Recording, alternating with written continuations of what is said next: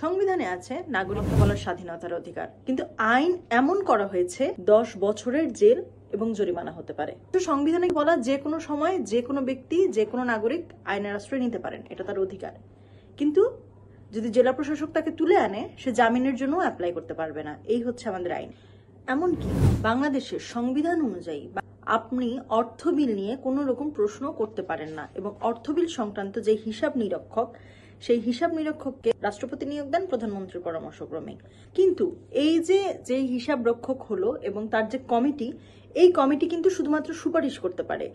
অনিয়মকারীদের শাস্তি দেবার কোনো ব্যবস্থা তার নাই, মানে সেই রাইট তো তার নাই। এমনকি শাস্তি দেবার জন্য সুপারিশ করারও এখতিয়ার তার নাই।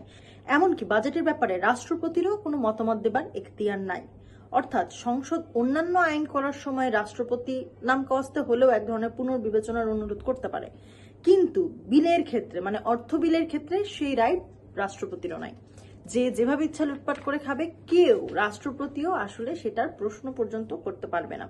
চলছে আদতে সরকারি সম্পত্তি আত্মসাৎ, লুটপাটের ব্যবস্থা বন্ধ না করে যত বড় বড় বাজেট, যত বড় বড় উন্নয়ন প্রকল্প, যত বেশি ট্যাক্স আদায়, যত বেশি পদ্মা সেতু আর মেট্রো রেল হবে, তত বেশি সাধারণ জনগণের থেকে পকেট কাটা যাবে। সংখ্যা গরিষ্ঠতা থাকলেই যে কেউ যে কোনো আইন করতে পারে, মানে কারণ যে কোনো ইয়েই তো আসলে দুই তৃতীয়াংশ আসন জিতে আসে, এবং সংবিধানের 70 ধারা অনুযায়ী 2/3 ভোট দিয়ে আপনি যে কোনো বিল পাশ করাতে পারবেন, যে কোনো কিছু করতে পারবেন। যদি তারা এরকমও মনে করে যে আমি আগামী 100 বছর ক্ষমতায় থাকবো, সেটা আমি এক ধরনের সাংবিধানিক স্বীকৃতি নিয়ে নেই 2/3 ভোট দিয়ে, সেটাও কিন্তু আসলে চাইলে সম্ভব। এবার আসি মৌলিক অধিকার। আদালতে আর কিছু থাকুক বা না থাকুক, মৌলিক অধিকার তো আছে। সে ব্যাপারে তো আমরা অন্তত পক্ষে এই মৌলিক অধিকারগুলো আমাদের পাওয়া উচিত। অনেকে মনে করেন যে সংবিধান অনুযায়ী মৌলিক অধিকার আমাদের পাওয়া উচিত, কিন্তু আপনি জানেন কি মৌলিক অধিকারের বিষয়ে সংবিধান কি বলে? সংবিধানের প্রথম অংশে খুব সুন্দর করে মৌলিক অধিকারের কথা লেখা থাকলেও আসলে পরবর্তীতেই সেটা আছে যে অন্যত্র এক জায়গায় সেই সংবিধানেই বলা আছে, তবে এইসব নীতি আদালতের মাধ্যমে বলবৎযোগ্য নয়। অর্থাৎ আদালত দিয়ে আপনি সেটাকে কোনো রকম প্রশ্ন করতে পারবেন না। আপনাকে যদি রাষ্ট্র বা সরকার সেই মানে মানবাধিকারগুলো না দেয়, মানে মৌলিক অধিকারগুলো না দেয়, দুঃখিত, মৌলিক অধিকারগুলো যদি না দেয়, আপনারা সেটার জন্য কেস করতে পারবেন না। অর্থাৎ ব্যাপারটা অনেকটা এরকম, তোমাকে এই ঘর থেকে বের হয়ে যেতে হবে, কিন্তু যদি না বের হও আমি কিছু করব না, মানে এই ধরনের। তাকে রাষ্ট্র বলতেছে খাদ্য, বস্ত্র, শিক্ষা, চিকিৎসা, বাসস্থান দিতে হবে, মৌলিক অধিকার, কিন্তু এটাই আবার অন্যত্র গিয়ে বলছে যে তবে এইগুলো আদালতের মাধ্যমে বলবৎযোগ্য নয়। অর্থাৎ আইনের কোনো ব্যাপার নাই, আইন দিয়ে বাধ্য করা যাবে না। অর্থাৎ সংবিধানে যা আছে আইনে তা নাই, আবার আইনে যা আছে সংবিধানকে অনেক ক্ষেত্রেই সেটা ভায়োলেট করতেছে। তাহলে কিভাবে এই সংবিধান আর আইন, সাংবিধানিক ভাবেই তো আসলে সংবিধান একরকম ভাবে, মানে এটা সংবিধানকে খারিজ করতেছে। হ্যাঁ, সংবিধান মোতাবেকই এই সংবিধান অসাংবিধানিক। পুলিশের গুলিতে মৃত্যুকে জায়েজ করা হয়েছে, এটা হচ্ছে এই ফৌজদারি আইনের 46-3 বলা আছে, এই ধারায় এইরূপ কোনো অধিকার দেওয়া হয় নাই যাহাতে মৃত্যুদণ্ড বা যাবজ্জীবন কারাবাসের শাস্তিযোগ্য কোনো অপরাধে অভিযুক্ত নহে এইরূপ ব্যক্তির মৃত্যু ঘটানো যাইতে পারে। অর্থাৎ আসামি যদি যাবজ্জীবন জেল বা মৃত্যুদণ্ডে দণ্ডিত হতে পারে এমন অপরাধে অভিযুক্ত হয়, তাহলে কিন্তু পুলিশ তাকে গ্রেফতার করতে গিয়ে মেরেও ফেলতে পারে। অর্থাৎ পুলিশ কিন্তু তাকে ক্রস ফায়ার দিতে পারে।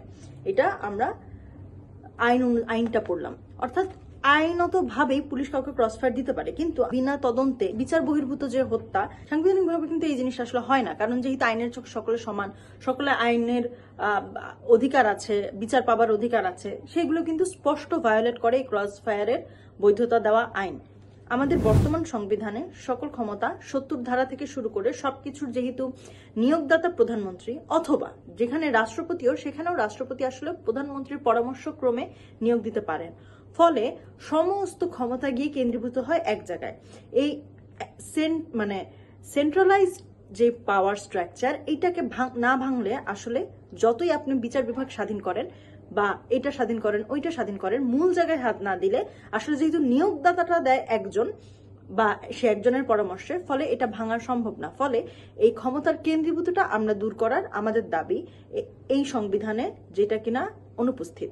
দ্বিতীয়ত, এক ব্যক্তি যতবার ইচ্ছা প্রধানমন্ত্রী হতে পারে, এটাও আমরা পরিবর্তন করার পক্ষে। এক ভোট বেশি পেলেই তারাই নাকি সংসদ দখল করবে, এটারও আসলে বাকি সব ভোট, তাহলে বাকি সব মানুষের ভোটের মূল্যায়ন যে হয় না, বাকি সব মানুষের ভোট যে আসলে নষ্ট হয়, সেটারও আমরা বিরুদ্ধে। আমরা সব ভোটের মূল্যায়ন এবং সব দলের সারা দেশে পাওয়া ভোটের অনুপাতে সংসদের আসন বন্টন হবে তার পক্ষে। প্রশাসনিক অর্থনৈতিক আইন সম্পূর্ণ গণবিরোধী। পুলিশের আইন হিংস্র, দানবীয় এবং অপরাধ বান্ধব, অর্থাৎ ক্রসফায়ার সহ অন্যান্য যেসব আইন সেগুলো হিংস্র। জনবান্ধব ও প্রশাসনিক আইন লাগবে এবং মৌলিক যে অধিকার, মৌলিক অধিকারগুলো আসলে এইসব কিন্তু এবং অথবা এইসব দিয়ে বন্দি এবং আইনত বাধ্য করা যায় না, কিন্তু আমরা মৌলিক অধিকারকে নিরঙ্কুশ চাই। এভাবেই মৌলিক অধিকারের সাথে অসামঞ্জস্যপূর্ণ আইন থাকবে না বা সংবিধানের সাথে অসামঞ্জস্যপূর্ণ আইন বাতিল হইয়া যাবে, এই ধরনের বক্তব্য মিথ্যায় পরিণত হয়। এই সকল আলাপ নিয়ে আসলে রাষ্ট্রচিন্তা একটি বই বের করেছে, যার নাম হচ্ছে কেন সংবিধান তথা রাষ্ট্রের সংস্কার ছাড়া বাংলাদেশের মুক্তি নেই। এই বইটা আপনারা একবার হলেও পড়ে দেখতে পারেন এবং সকল দলমত নির্বিশেষে সকলের এই বইটা পড়ে দেখা উচিত। ধন্যবাদ।